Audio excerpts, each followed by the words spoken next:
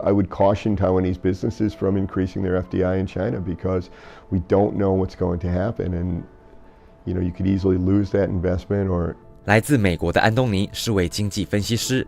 2002年，他放弃在华尔街担任理财顾问的工作，前往中国的少林寺学武，当过 MMA 与拳击选手，之后更在上海拿到武术博士与 MBA 学位。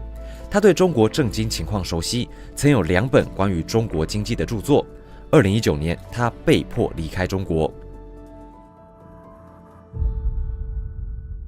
It just became very dangerous. I realized in 2019 that I was at the limit of what I could do, what I could get away with, and that very soon I was probably going to have a problem, and I left. What's going on? Well, for one thing, at that time I was a headmaster of a school just outside of, it was in Shandong, and they were having another crackdown on religion, and the police came onto the campus. They made us fill out forms explaining what our religion was and basically swearing that we would not do any religious activity on the campus and things like this. And they had never done that before. We had the Communist Youth League or the Communist Party cell on campus would generally send us a message every year reminding us not to celebrate Christmas or not to have religious, whatever, but this was the first time I ever had to sign anything, so that kind of scared me. And there was a lot of crackdown on, because of the trade war, there's a lot of crackdown on foreigners working in China, particularly Americans. I was working for a Chinese government think tank, writing about US policies, but I was writing parallel stories for American entities, condemning China, basically. So the Chinese were paying me just to explain. Say, this is what Donald Trump said, what does that mean? And I would write, a report explaining the policies, interpreting. That's it. But on the American side, I was finding out what's really going on behind the scenes, and I was writing about it. And so at that point, I said, okay, I got one foot in each camp, and now the police are coming on the campus. And then suddenly I couldn't get work permits for any of my employees. So none of them had proper work permits, and we couldn't get them. For foreign employees, suddenly it was very difficult to get work permits. And then one of my employees went to the bank, he went to the ATM machine, he put his card, and it wouldn't give him his money, and it said, you must see the officials or something, the administration. And I had another friend that was he was American, he was running a peer-to-peer lending business, and the office got raided, and everyone got arrested except him, and so he left, and I think it's time for me to leave as well. So that's why I left China. So the two of these laws, the counterintelligence law and then the foreign policy law, which make asking about sensitive topics is now illegal. Everything's a sensitive topic, right? And think about this, what percentage of companies in China are government invested, right? So you may not even know that it's really a state-owned enterprise as such, right? It could be a shoe factory, but it is government invested. They could consider you asking anything about that company, that could be prying into sensitive secrets or state secrets or something like that. Normal things, due diligence, auditing, market surveys, any of these things could now put you afoul of the law and you could be arrested as a spy. How in the world can foreign companies operate in China? So now you've got difficulty getting the visas, plus with the popularity of China declining tremendously, very few people want to work in China. That's the other thing. Good luck finding an employee that wants to work in China and then try and get a visa for that employee and then put them there and then just know that in the course of his normal business activities he might get arrested. Well, it's scaring away FDI. So people look at this foreign direct investment and they don't understand that when you do foreign direct investment, you're investing in real companies in China, a factory, store, whatever it is, hotel, casino. You're investing in a real company. So those dollars go directly into the economy, creating jobs, construction, but then people are going to work in that hotel, creating jobs for them. So this has a tremendous benefit for the Chinese people or for any country that receives FDI, foreign direct investment. The other thing is that China steals our intellectual property. According to the United States Trade Representative, China steals between $250 to $600 billion per year in intellectual property. A lot of this is being stolen through joint ventures. Sometimes a joint venture contract demands that all American technology be shared with joint venture partner in China. So this FDI, these joint ventures are bringing money into China, they're bringing US dollars into China, which China needs for hard currency reserves, they're creating jobs. Foreign directed companies, foreign invested companies account for about 30% of China's exports. You know, these Nike shoes that you say were made in China, yeah, they're made in China by an American company called Nike, right? That is employing tons of Chinese people, right? And when you have these tariffs that don't allow exports from China to the United States, this means this American company called Nike, everyone here still wants to wear Nikes. They're going to have to go somewhere else and make them. They'll have to go make them in Vietnam or something, or Mexico now. We see companies shifting to Mexico. Mexico is now our largest trading partner. The United States' largest trading partner now is Mexico, as it should be. I support that. Okay, so when we scare away people with the counterintelligence law or the foreign relations law, then we reduce the FDI reduces, fewer JV companies, fewer foreign invested companies, less manufacturing, less exports, less technology transfer. This is the economic impact on China. Okay, everyone talks about the real estate bubble. There's this huge debt of real estate in China. We know this. And everybody knows about the ghost cities. And everybody knows that I had a friend from Hong Kong that wanted to buy an apartment in China. They took him to the top of an apartment tower in Shanghai. The whole tower is empty. And they want him in Shanghai. And they wanted him to buy an apartment. He looked out the window of this apartment, and you know what he could see? 5 more empty towers. What? And In Shanghai itself? In Shanghai itself. And next to the empty tower, you know what he saw? 3 construction sites where they're building 3 more towers that are empty.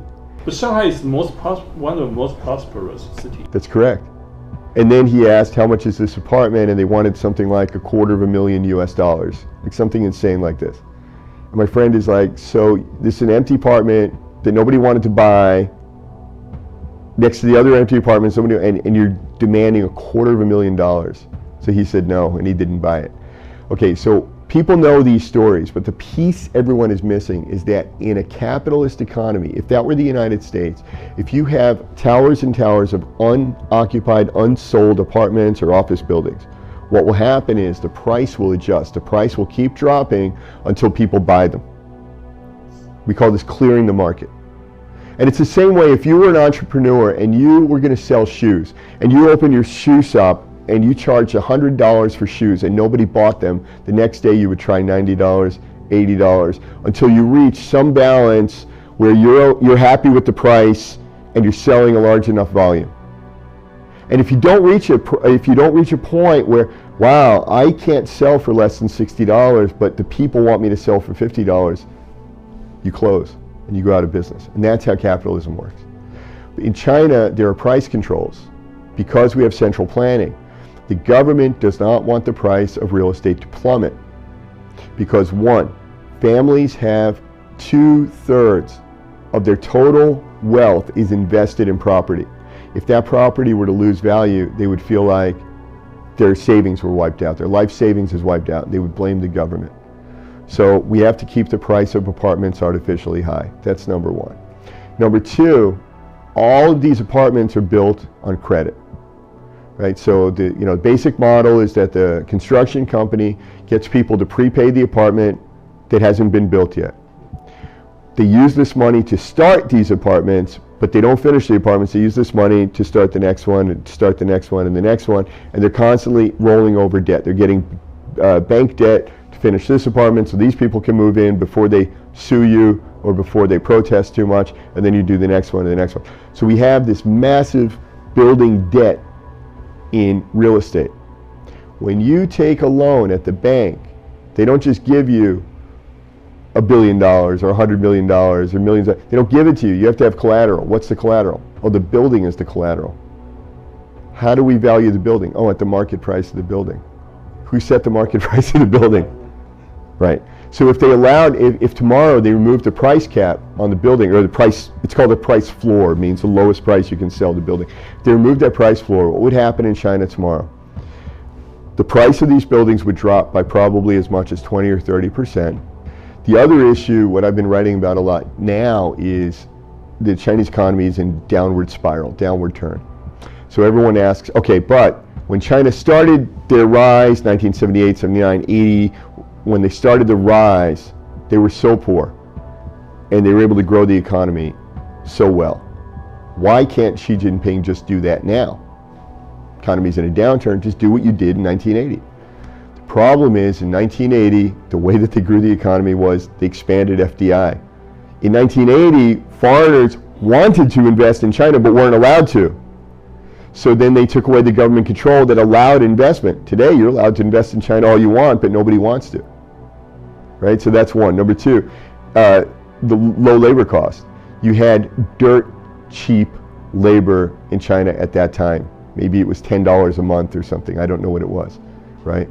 Now, labor costs in China, although the average Chinese citizen is poor, and I feel very sorry for the people that are not middle class in China, because I mean their salaries are so low. However, it's still triple what it is in Vietnam. And all these stories, all these crazy sort of, what's the word I'm looking for?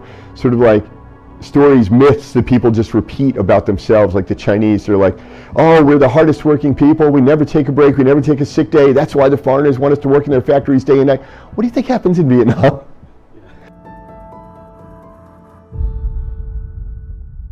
What happens in Taiwan is that when the Chinese economy is bad, and they will try to appeal to the Taiwan business to invest more in China.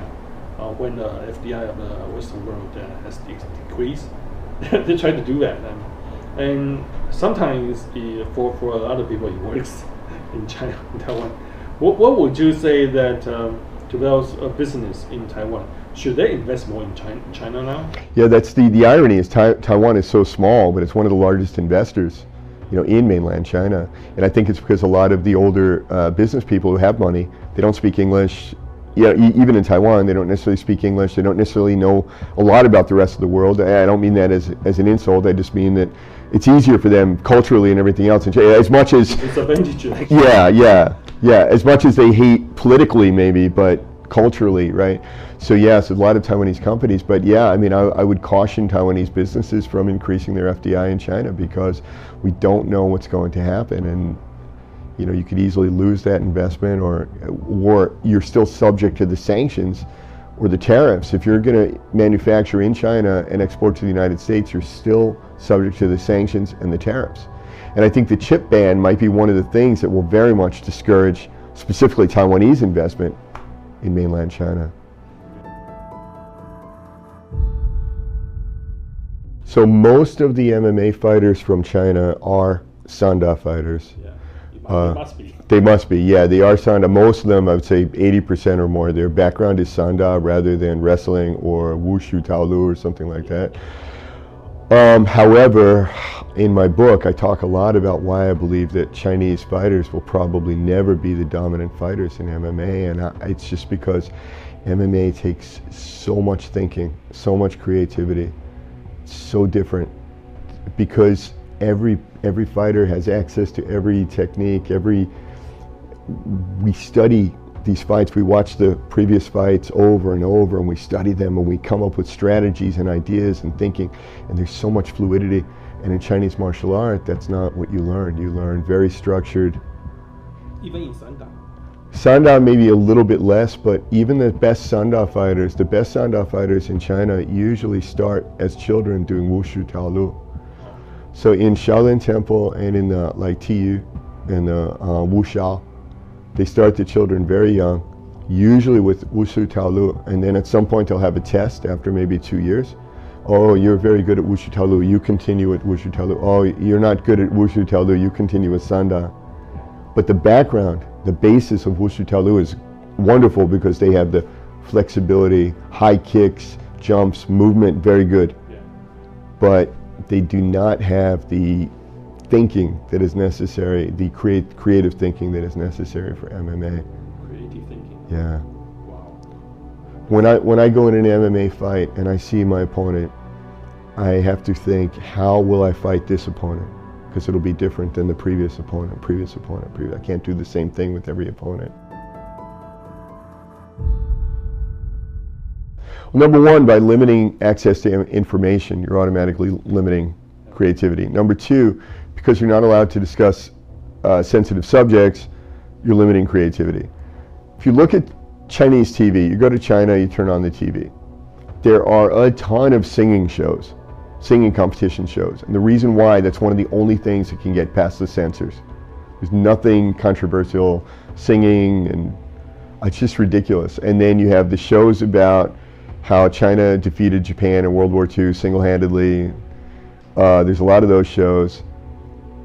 Okay, let's say you want to make a police show in China. You want to make a police show. Now we got a problem.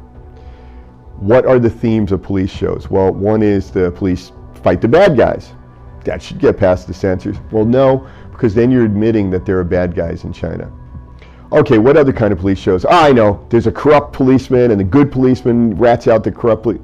You can't do that. Then you're admitting that there's corrupt policemen. Where is your creativity? If we look at art, it doesn't matter, painting, singing, dancing, theater, literature, poetry, what does it do? It criticizes. It criticizes the government, it criticizes society, it creates other ways of viewing things, of seeing things. The other thing about MMA is that when you're an athlete in China, you join a sports university, well, you join a sports high school first, or sports elementary school. You're selected maybe.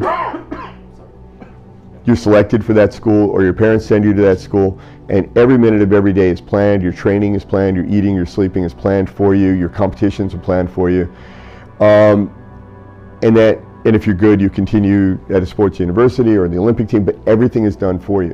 When you're an American and you're growing up and you want to play those kind of sports, you have to plan your own training, you have to plan your own eating, your own sleeping, you have to find the competitions, you have to fund them yourself, find the money to go to the MMA competition or something like this. So it's a very different kind of thinking. And the other benefit is our sports system here is that we have high school sports. So I attended a regular public high school and went to normal classes every day until 2:30 or whatever time high school finishes, and then we had 2 hours of sports training. And then on my own, I found the martial arts school and I went to the training, and on my own I found the competitions. And so when I graduated high school, I knew how to go out and find the competitions, the training, whatever. So my Chinese classmates had none of this. They had no experience. Like their whole life, somebody had planned everything. They didn't even have their passports. The coach held the passports for the whole team. And they had to fill out a permission to leave the country. Even though theoretically Chinese people are allowed to leave China tomorrow, they still needed to explain why they're leaving the country. We're going to a competition. Here's the documents from the competition. The coach, is going with us. They signed off on it. Yes, we'll come back. And how do you go from that to going around the world and finding the best coach and paying him and finding the competition? So this is really inhibiting the Chinese athletes.